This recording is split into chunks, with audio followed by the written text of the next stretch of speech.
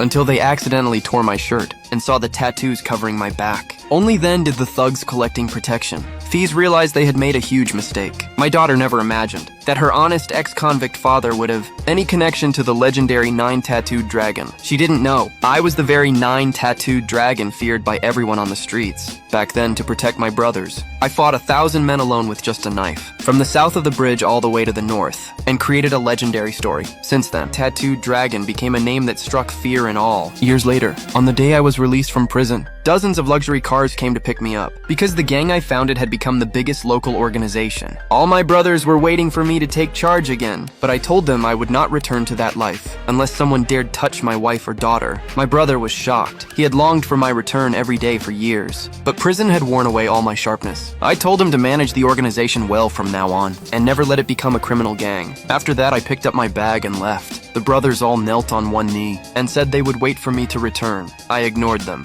and walked home. But just as I arrived, I heard my daughter complaining to my wife. She said she would never go pick up some embarrassing ex-convict. At that moment, my wife noticed I had come home early. I wasn't angry at my daughter's words, because over the years, I was afraid of bringing trouble to them. So I told my wife to say I was jailed for stealing. But that lie caused my daughter to be mocked at school. So she always treated me with coldness. She threw out the words that she would never have such a useless father. And turned to leave, my wife told me. Our daughter had a stomach issue that day because the school cafeteria often used spoiled meat. She and her friends had just reported the cafeteria, but they didn't know. The cafeteria owner had already found out they were behind it and was preparing to take revenge. So I set up a food stall outside the school to make sure the students and my daughter had safe meals. That's why I made the decision. But my daughter thought it was shameful that I was selling food at the gate. I didn't blame her. After all, I owed her too much over the years. I told her there was nothing shameful about earning money with my own hands. What mattered was that she could eat clean food from now on. As I spoke, I handed out food to her classmates, but she angrily threw it away, saying she would never eat food made by a convict. Her classmates laughed at me too, saying I got over 10 years for stealing and that was pathetic. Their idol 9-tattooed dragon had taken on 1,000 men